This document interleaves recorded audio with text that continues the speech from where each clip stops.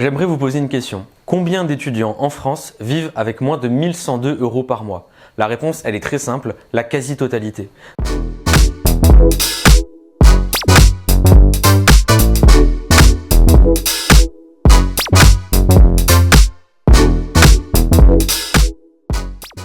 Aujourd'hui en France, il est institutionnalisé que quand vous êtes un étudiant et que vous faites des études, eh bien vous les ferez en vivant sous le seuil de pauvreté.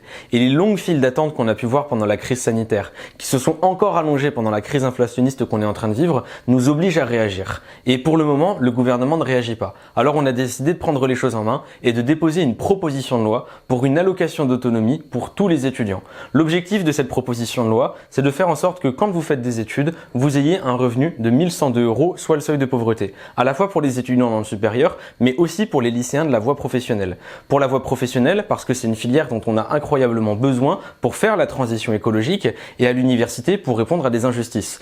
Non, c'est pas normal de devoir travailler quand on fait des études, et c'est d'ailleurs la première cause d'échec en licence. Et non, c'est pas normal d'avoir des étudiants qui peuvent travailler 2 fois plus que les autres, parce que eux ont des parents qui leur donnent des moyens, et que d'autres sont obligés de travailler pendant leurs études.